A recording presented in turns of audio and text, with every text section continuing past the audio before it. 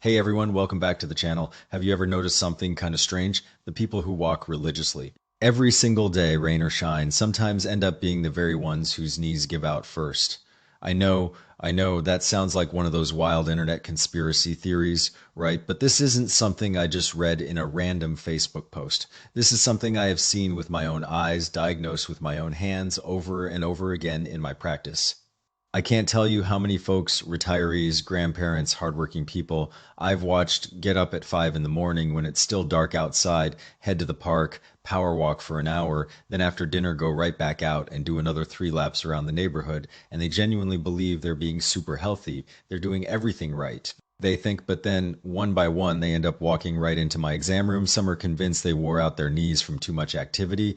Others blame it on getting older. Oh, it's just age, doctor. My bones are naturally degenerating. But the real answer, it's actually a lot simpler than you might think. And honestly, it's a little more unsettling. Here's how I explain it to my patients. Your knees are like a light bulb that got turned on when you were in your 20s. Some people take care of that bulb, they dust it, they make sure the wiring is good, and it stays bright for decades. Other people, without even realizing it, let that bulb dim day by day, year by year. Until one day they're walking in the dark, and here's the key that surprises almost everyone. The real issue isn't whether you walk or not, it's how you walk, how long you walk, and most importantly, what you do before you even take that first step. But here's the most ironic, almost heartbreaking part. Are you ready? The number one enemy of your knees. The thing that actually destroys them faster than almost anything else isn't walking, it isn't running, it isn't hiking. It's something you do every single day, something that feels incredibly comfortable, relaxing, even good. Now I've got your attention, don't I? You're sitting there thinking, okay, doc, what on earth could be worse than pounding my joints on pavement? Don't worry. Stick with me for just a few more minutes. I'm going to show you exactly what has been secretly aging your knees faster than your actual birthday candles would suggest. And more importantly, I'm going to share a very simple, very practical approach that could help you keep walking comfortably for another 10, 15, or even 20 years. Let's start by clearing up one of the biggest misunderstandings I see in my office every single week. Is walking more always better for you, or can walking too much actually hurt your knees? I have so many patients who believe, and I mean really believe deep in their bones, that if they just hit 10,000 steps a day, every single day, their knees will magically get stronger and healthier. Their heart will get better and they'll live to be 100. It's become this iron rule, this non-negotiable goal. But here's the truth, and I say this with a lot of respect.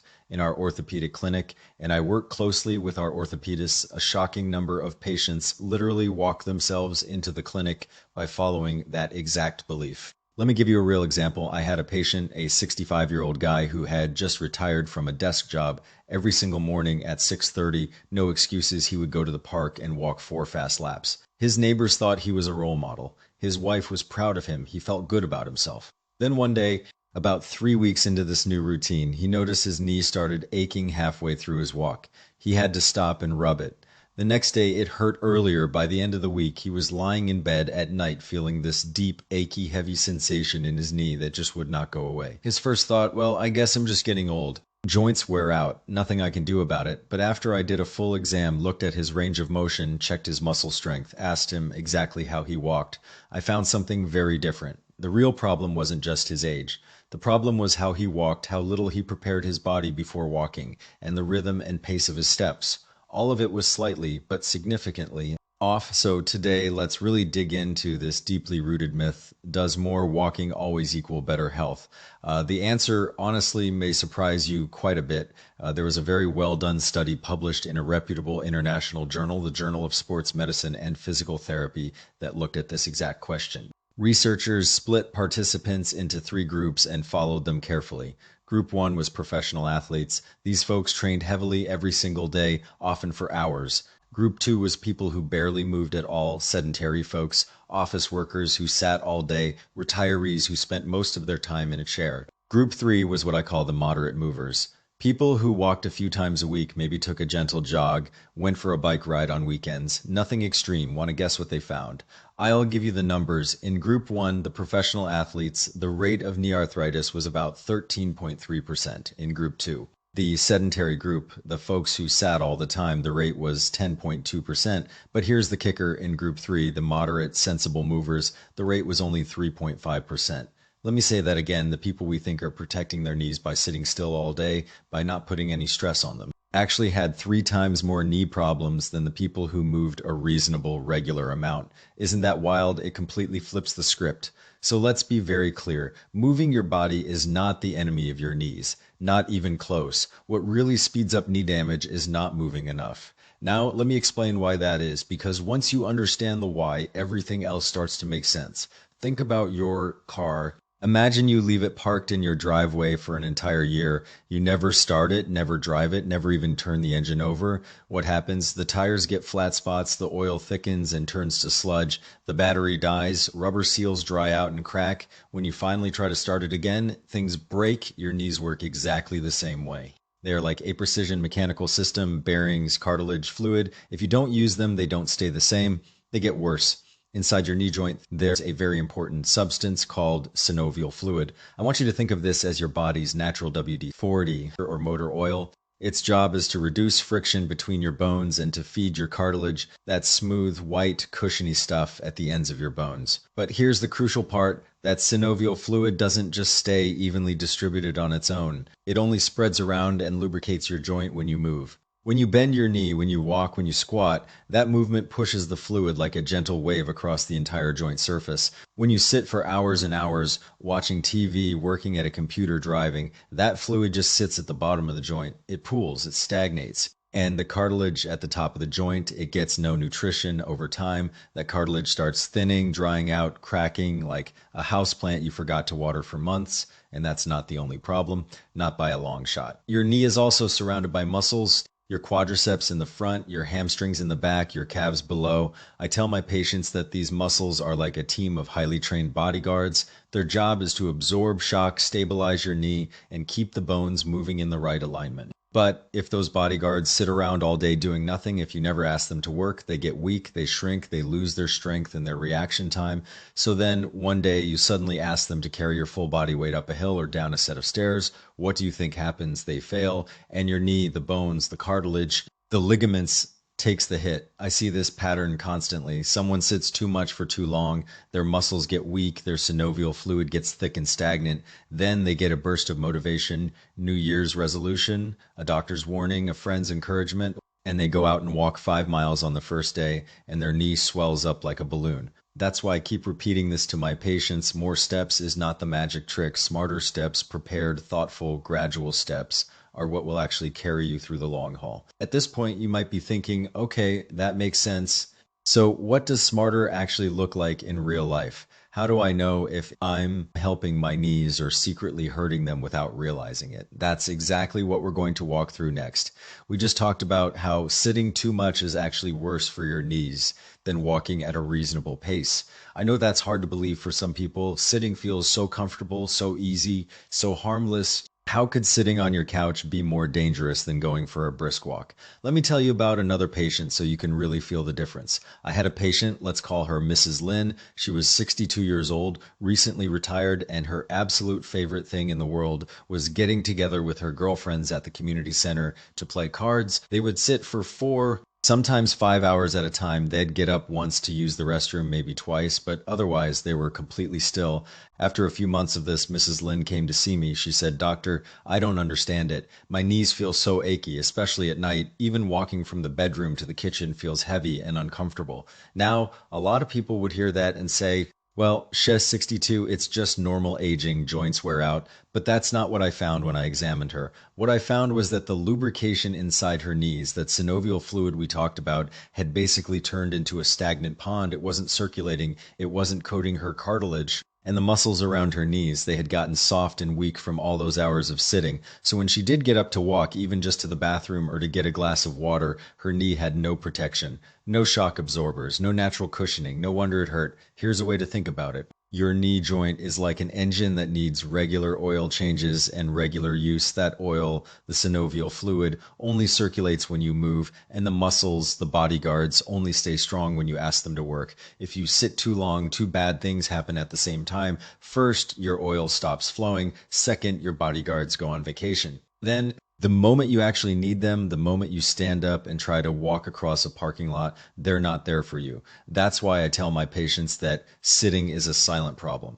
It doesn't scream like a sudden injury. It doesn't announce itself with dramatic pain. It just quietly, slowly, day by day, takes away your strength, your mobility, your confidence. And by the time you notice something is wrong, the damage has already been building for months or even years. Let me give you a quick self check. Have you ever stood up after a long movie, a long car ride, or a long day at a desk and felt your feet tingle or heard your knee make a little click or crack when you took the first few steps? Maybe a little stiffness that goes away after you move around for a minute. Those aren't nothing. Those are your body's quiet warning lights. They're not an emergency, but they are a signal that your knees need more regular movement, more preparation, and more attention. Don't ignore them, and definitely don't assume it's just normal aging that you have to accept. A lot of what we call aging is actually just the result of how we've chosen or not chosen to move our bodies over time.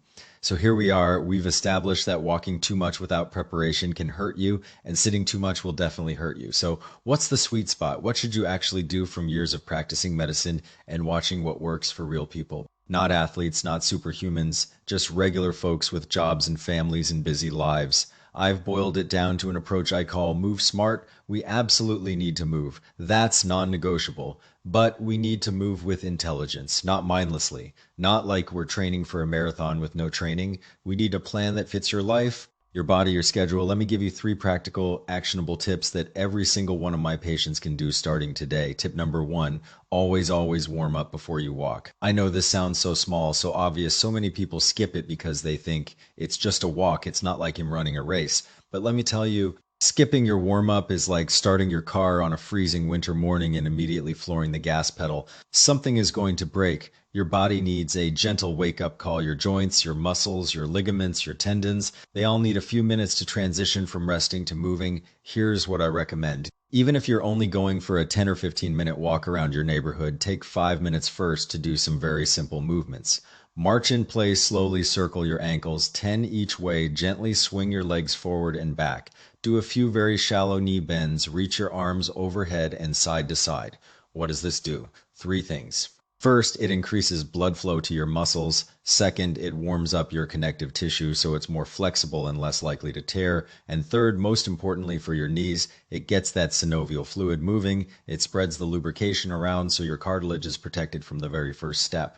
Please don't skip this. It's not optional. It's not a nice to have. It is genuinely your first line of defense against knee pain. Tip number 2, fix your walking posture. I see so many people walking with terrible posture. Head down looking at their phone or at the ground, shoulders hunched forward, back curved. Body swaying from side to side like a boat in rough water. Here's the problem. When you walk like that, the force of each step doesn't go straight down through your skeleton the way it should. It gets distributed unevenly. Some parts of your knee take too much pressure, other parts take too little, and over time, that imbalance wears down your cartilage in specific spots, like a tire that's out of alignment. Here's a simple rule that's easy to remember. Head up, back straight, belly gently tight. I want you to imagine that you have a small bowl of water balanced perfectly on top of your head. Walk in such a way that you don't spill a single drop. That image alone, just that mental picture, will naturally align your head, your neck, your spine, your hips, your knees, and your ankles. Everything stacks up the way it's supposed to.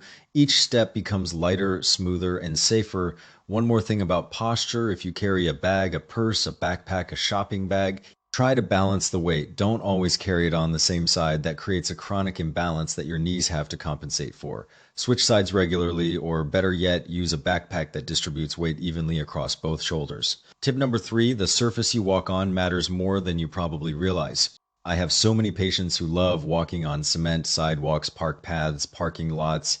It's flat, it's convenient, it's everywhere. But here's what most people don't know. Cement is extremely hard. It has almost no shock absorption whatsoever. Every single time your foot hits cement, the impact travels straight up your leg and hits your knee with very little cushioning. Do that thousands of times a week, tens of thousands of times a month, and you are essentially tapping your cartilage with a small hammer over and over and over and over again. So what surfaces are better? My personal favorite is a rubberized track, the kind you find at high schools or community colleges. Those tracks are designed specifically to absorb impact. The next best option is asphalt. Asphalt, regular road pavement, is actually softer than cement. It's not perfect, but it's better. If you don't have access to either of those, if your only option is cement sidewalks, then please invest in a good pair of walking shoes with proper cushioning. Look for thick soles, good arch support, and a little bit of bounce. That cushioning acts as a substitute for a softer surface. It's one of the smartest investments you can make for your knees.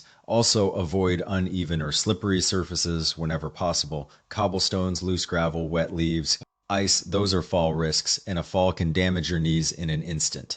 So to summarize the 3 tips, warm up, fix your posture, and choose your surface wisely. None of these are difficult. None of them require a gym membership or expensive equipment. They just require a little bit of intention and consistency. Now, let's talk about one of the most common mistakes I see, and I see this all the time, especially in people who are highly motivated. The mistake is starting too hard, too fast, too intensely, and then your body, which is actually very honest, says no, thank you, and breaks down. Let me give you a classic example. I had a patient, a 60-year-old man, retired engineer. He had sat at a desk for 35 years, almost no regular exercise during that time. Then one day he saw his neighbor running every morning, looking fit and healthy, and he thought, I should do that too. I need to make up for lost time. So he set a very specific goal, 10,000 steps a day every day. No excuses. The first 2 days he felt pretty good. A little tired, but nothing major. Day 3, his knees started to ache during his walk. He ignored it. Day 4, the ache was worse. Day 5, he woke up in the morning and his knee was so swollen he couldn't bend it. He couldn't walk down the stairs without holding onto the railing. When his wife brought him to see me, I looked at that knee. It was visibly swollen, warm to the touch, and I said, you basically shouted at your body overtime. Now go hard without any warning, any preparation, any gradual buildup. Your body did the only thing it could do. It went on strike. And here's the thing, I completely understand the impulse. When you finally decide to get healthy, when you finally feel that motivation, it is incredibly tempting to go all out. You feel like you have to make up for all the years you didn't exercise. You feel like if you don't push hard, you're not really trying, but that go big or go home mindset backfires more often than it succeeds. It leads to injury, frustration, and then giving up entirely. So what actually works? What does the evidence tell us? What works is a principle I call 10% rule. It's very simple. Each week you increase your total walking volume. That's how many steps or how many minutes you walk by no more than 10% compared to the previous week. Let me give you an example. Let's say this week you walk an average of 3,000 steps per day. Next week, you aim for 3,300 steps per day. The week after that, 3,600 slow, gradual, gentle increases. Why does this work? Because it gives your muscles, your tendons, your ligaments, and your cartilage time to adapt. Time to get stronger, time to build up their capacity without being overloaded. It's the difference between slowly training for a race and just showing up on race day having never run before. Think of it like cooking a good stew, low heat, long time. That's how you get deep flavor. High heat burns everything. Your knees are the same way. And here's something even more important than the 10% rule. You need to learn to listen to your body. I know that sounds a little bit like wellness advice you'd see on a Pinterest board, but I mean, in a very specific medical way, your body sends you signals. Some signals are just reminders. Other signals are urgent warnings. You need to know the difference. Let me give you a very clear framework. Green light, normal. After you walk, you feel a mild dull ache in your knee. It's not sharp, it's not intense. And after you rest for a few minutes or after you sleep overnight, that ache is completely gone. That is normal. That is just your body telling you that you did some work. Yellow light caution during or after your walk. You feel a sharper pain, not overwhelming, but noticeable. And that pain doesn't go away completely with rest. Maybe it lingers for hours. Maybe it makes it a little harder to fall asleep. That is a yellow light. That means you pushed a little too hard. You need to back off, reduce your steps, take an extra rest day, ice your knee, red light, stop. You feel severe pain during your walk, sharp stabbing, or deep and throbbing that night. You cannot sleep because of the pain. The next morning, your knee is still swollen, tender to the touch, and difficult to bend or straighten. That is a red light. Stop immediately. Do not push through it. Do not be a hero. Rest completely for at least 2 or 3 days. Ice your knee for 15 minutes at a time, several times a day. And if it doesn't improve significantly within a few days, go see your doctor. Do not wait. Do not assume it will just go away on its own. One additional tip that my patients find very helpful within an hour after your walk, especially if you've walked longer or harder than usual, put an ice pack on your knee. Wrap it in a thin towel first. Never put ice directly on your skin and leave it on for about 15 minutes. This helps reduce inflammation deep in the joint and can prevent swelling the next morning. It's simple, it's cheap, and it works. Now, I know some of you might be thinking, okay, this all makes sense, but do I need to join a gym? Do I need to buy special equipment? Do I need a personal trainer to protect my knees? The answer is no, not at all. In fact, some of the best exercises for your knees require no equipment, no gym membership, and no special clothing. You can do them in your living room while watching the evening news. Let me share 3 of my absolute favorite exercises for knee health. These are safe, effective, and appropriate for almost everyone, including folks in their 60s, 70s, and beyond. But always check with your own doctor before starting any new exercise routine. Exercise number 1, the straight leg raise. This exercise specifically strengthens your quadriceps, the big muscle on the front of your thigh. Your quads are the most important muscle group for knee stability. Strong quads mean less stress on your knee joint. Here's how you do it. Lie down on your back on a mat, a carpet, or your bed. You can also do this sitting in a sturdy chair if lying down is uncomfortable. Straighten one leg. Keep the other leg bent with your foot flat on the floor, then using only your thigh muscles. Slowly lift the straight leg up to about 45 degrees, roughly the height of the opposite knee. You should feel your quadriceps tighten. Hold that position for 10 seconds. Then, slowly and with control, lower your leg back down. That's 1 repetition. Do 10 to 20 repetitions on each leg, rest for a minute, then do another set. Aim for 2 or 3 sets.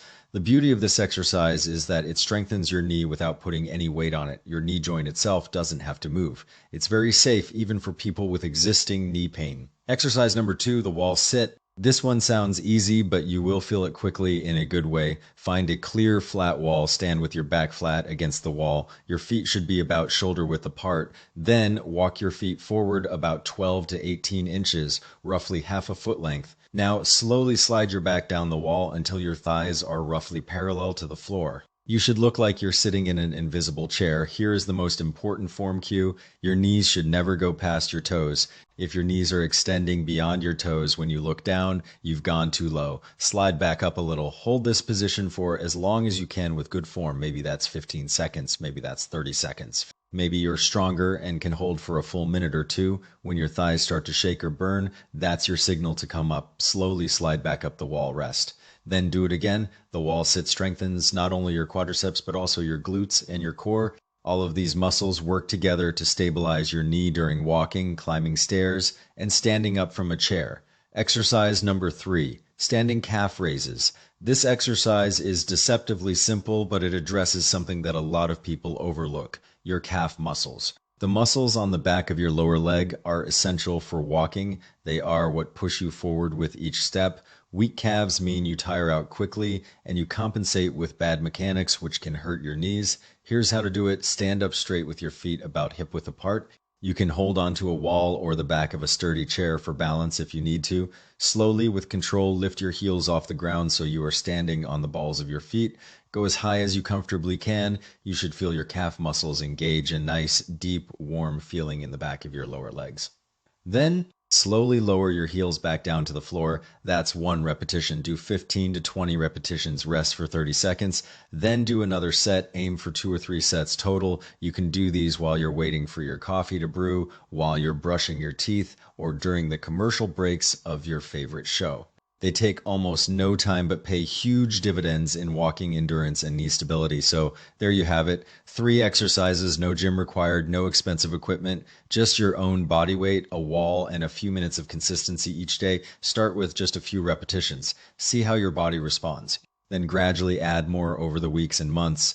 This is exactly the 10% rule applied to strength training. At this point, I want to step out of my role as your doctor for just a minute. I want to speak to you as one human being to another, as someone who is also getting older and feeling those little changes in my body. Why do we go through all of this effort? Why do we bother with the warm-ups and the posture corrections and the exercises and the ice packs? What is the real point? I'll tell you what my patients tell me. The real point, the thing they care about most, isn't having the strongest knees on the block. It isn't winning a race or setting a record. It's something much simpler and much more profound, what they want. What almost all of us want is to be able to get up when they're 80 or 85 or 90 and walk out the front door by themselves, to go where they want to go, when they want to go without having to ask for help, to buy their own groceries, to visit a friend, to walk in the park on a sunny morning, to play with their grandkids without wincing.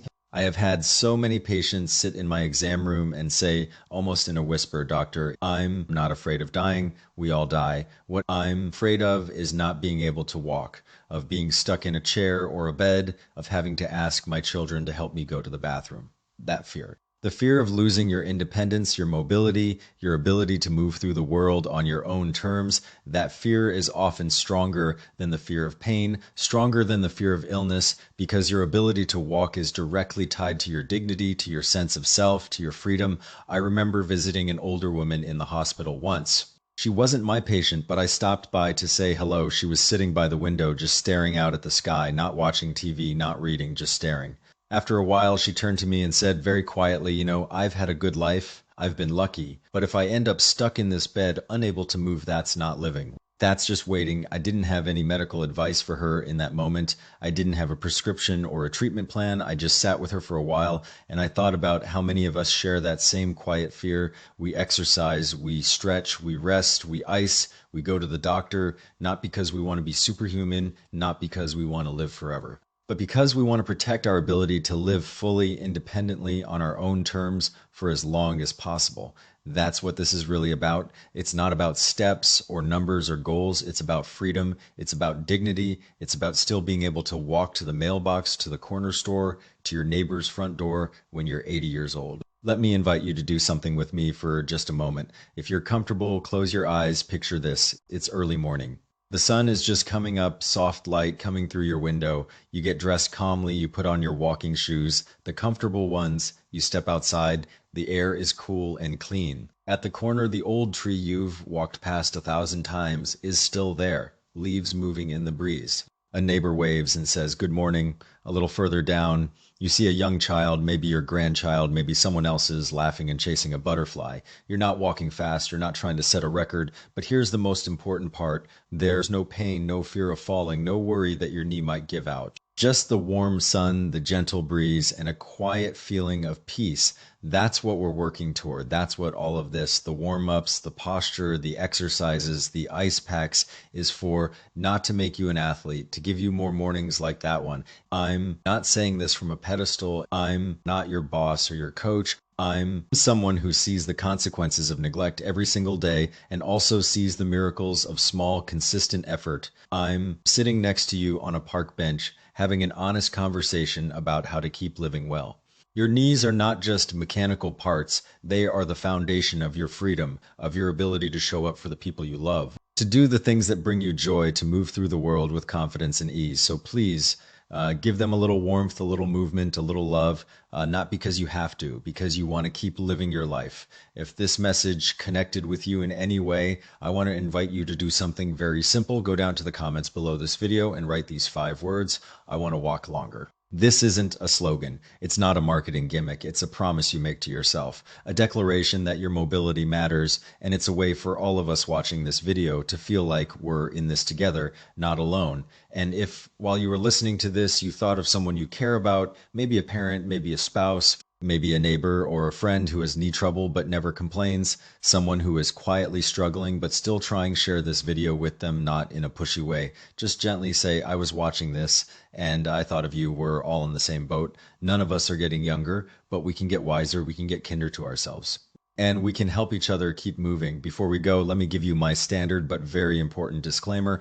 This video is for educational and informational purposes only. It is not a substitute for professional medical advice, diagnosis, or treatment. Every body is different. Your specific situation, your medications, your other health conditions might mean that some of these recommendations are not right for you. So please always consult with your own primary care doctor before starting any new exercise routine or making changes to your activity level.